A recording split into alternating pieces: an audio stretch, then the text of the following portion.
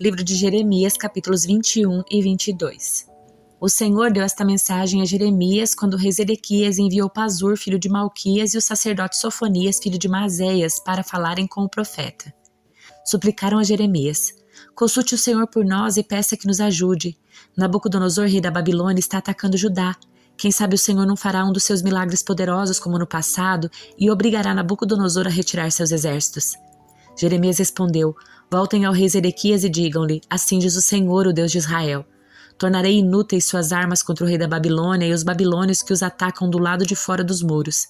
Trarei seus inimigos para dentro desta cidade, eu mesmo lutarei contra vocês com mão forte e braço poderoso, pois grande é minha ira. Sim, vocês me deixaram furioso. Enviarei sobre esta cidade uma peste terrível e tanto as pessoas como os animais morrerão. Depois de tudo isso, diz o Senhor, entregarei o rei Zedequias e seus servos e todos os habitantes desta cidade que sobreviverem à doença, à guerra e à fome, a Nabucodonosor, rei da Babilônia, e a seus outros inimigos. Nabucodonosor os matará sem misericórdia, nem piedade, nem compaixão. Digam a todo o povo: assim diz o Senhor, escolham entre a vida e a morte. Quem ficar em Jerusalém morrerá por guerra, fome ou doença, mas os que saírem e se renderem aos babilônios viverão. Sua recompensa será a vida. Pois decidi trazer calamidade e não o bem sobre esta cidade, diz o Senhor. Será entregue ao rei da Babilônia e ele a queimará de alto a baixo. Digam à família real de Judá: ouçam essa mensagem, diz o Senhor. Assim diz o Senhor à dinastia de Davi: a cada manhã façam justiça ao povo que vocês julgam. Ajudem os que são explorados e livrem-nos dos seus opressores. Do contrário, minha ira arderá como fogo que ninguém é capaz de apagar, por causa de todos os seus pecados. Eu mesmo lutarei contra os habitantes de Jerusalém, essa fortaleza poderosa, contra o povo que diz: estamos seguros aqui, ninguém conseguirá entrar. Eu mesmo os castigarei por tudo o que fizeram, diz o Senhor. Acenderei um fogo em seus bosques e eles queimarão tudo ao redor. O Senhor me disse: vai e fale diretamente com o rei de Judá e diga-lhe: ouça essa mensagem do Senhor ao rei de Judá sentado no trono de Davi. Que seus servos e todo o seu povo também escutem. Assim diz o Senhor: sejam imparciais e justos, ajudem os que são explorados e livrem-nos dos seus opressores. Abandonem suas maldades, não maltratem os estrangeiros, nem os órfãos, nem as viúvas, e parem de matar inocentes. Se me obedecerem, sempre haverá um descendente de Davi sentado no trono de Jerusalém. O rei passará pelas portas do palácio em carruagens e cavalos, acompanhado dos seus servos e súditos. Mas se vocês não derem ouvidos a esta advertência, juro pelo meu próprio nome, diz o Senhor, que este palácio se tornará um monte de escombros. Assim diz o Senhor acerca do palácio de Judá: eu amo tanto quanto a fértil floresta de Gileade e os bosques verdes do Líbano. Contudo, o transformarei num deserto e ninguém habitará dentro dos seus muros. Chamarei demolidores que trarão consigo suas ferramentas, arrancarão suas belas vigas de cedro e as lançarão no fogo. Pessoas de muitas nações passarão pelas ruínas desta cidade e dirão umas às outras: por que o Senhor destruiu esta grande cidade? E a resposta será: porque eles quebraram sua aliança com o Senhor seu Deus ao adorar e servir outros deuses. Não chorem pelo rei morto nem lamentem sua perda. Chorem, porém, pelo rei que foi levado como prisioneiro, pois nunca mais voltará nem verá sua terra natal. Pois assim diz o Senhor acerca de Jeoacás, que sucedeu seu pai, o rei Josias, e foi levado para o exílio. Ele jamais voltará. Morrerá exilado numa terra distante e nunca mais verá sua terra natal. Que aflição espera Jeoaquim, que edifica seu palácio de forma desonesta, constrói suas paredes com injustiça, pois obriga a gente do seu povo a trabalhar sem pagar salário. Diz: construirei para mim um palácio magnífico, com salas espaçosas e muitas janelas, revestirei tudo com painéis de cedro e pintarei de vermelho vívido. Mas um belo palácio de cedro não faz um grande rei. Josias, seu pai, também tinha muita comida e bebida, mas em tudo o que fazia era justo e íntegro. Por isso tudo deu certo para ele. Fez justiça ao pobre, ao necessitado, os ajudou e tudo lhe correu bem. Não é isso que significa me conhecer? Diz o Senhor. Você, porém, só tem olhos para a cobiça e a desonestidade, derrama sangue inocente e reina com crueldade e opressão. Portanto, assim diz o Senhor acerca de Jeoaquim, filho de Josias, rei de Judá: o povo não lamentará por ele nem clamará: que tristeza, meu irmão, que tristeza, minha irmã. Seus súditos não lamentarão por ele nem clamarão: que tristeza, nosso Senhor morreu. Que tristeza, sua majestade se foi.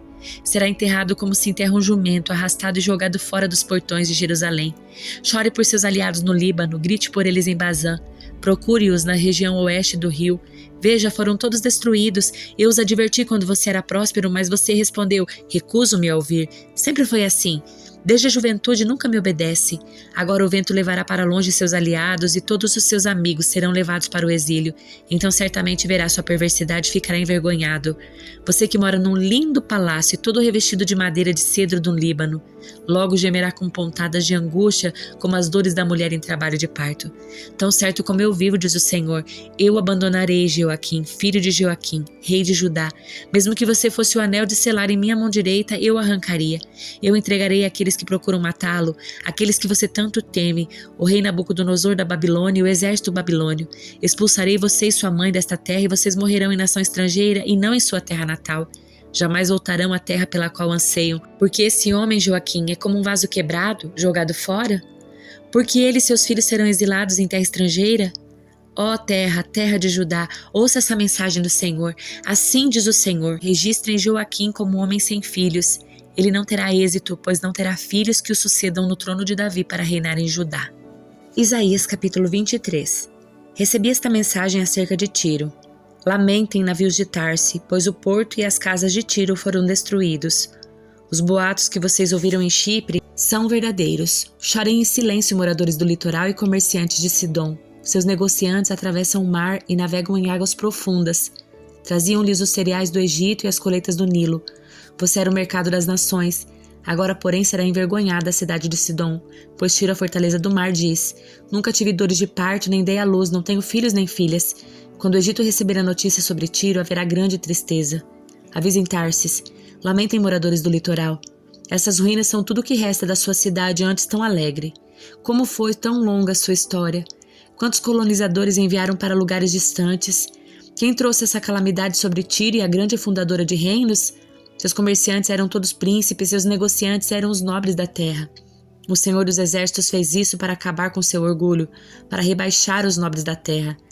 Venham, habitantes de Tarsis, percorram a terra como faz o Nilo, pois Tiro está em defesa. O Senhor estendeu a mão sobre o mar e sacudiu os reinos da terra. Pronunciou-se contra a Fenícia e ordenou suas fortalezas que fossem destruídas. Disse: Você nunca mais se alegrará, ó filha de Sidom, pois sou esmagada. Mesmo que fuja para Chipre, não encontrará descanso. Olhem para a terra da Babilônia, seu povo não existe mais. Os assírios entregaram a Babilônia aos animais selvagens do deserto, construíram rampas de ataque junto a seus muros, demoliram seus palácios, transformaram a cidade num monte de ruínas. Lamentem, navios de Tarsis, pois seu povo está destruído. Durante 70 anos, o tempo de vida de um rei, Tiro ficará esquecida. Depois disso, porém, a cidade voltará à vida, como na canção sobre a prostituta. Pegue a harpa e ande pelas ruas, ó prostituta esquecida. Cante uma doce melodia e entoie suas canções para que voltem a lembrar-se de você. Depois de 70 anos, o Senhor fará Tiro renascer. Contudo, não será diferente do que era antes. Voltará a ser prostituta de todos os reinos do mundo. No final, porém, seu lucro será entregue ao Senhor.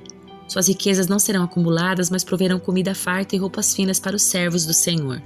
1 João, capítulo 1. Proclamamos a vocês aquele que existia desde o princípio, aquele que ouvimos e vimos com nossos próprios olhos e tocamos com as nossas próprias mãos. Ele é a palavra da vida, aquele que é a vida nos foi revelado e nós o vimos. Agora testemunhamos e lhes proclamamos que ele é a vida eterna. Ele estava com o Pai e nos foi revelado. Anunciamo-lhes aquilo que nós mesmos vimos e ouvimos para que tenham comunhão conosco. E nossa comunhão é com o Pai e com seu Filho Jesus Cristo. Escrevemos essas coisas para que vocês participem plenamente de nossa alegria. Esta é a mensagem que ouvimos dele e agora lhes transmitimos. Deus é luz e nele não há escuridão alguma. Portanto, se afirmamos que temos comunhão com ele, mas vivemos na escuridão, mentimos e não praticamos a verdade. Mas, se vivemos na luz como Deus está na luz, temos comunhão uns com os outros e o sangue de Jesus, seu Filho, nos purifica de todo pecado.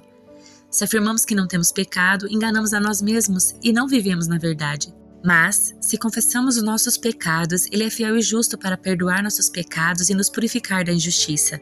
Se afirmamos que não pecamos, chamamos Deus de mentiroso e mostramos que não há em nós lugar para a sua palavra.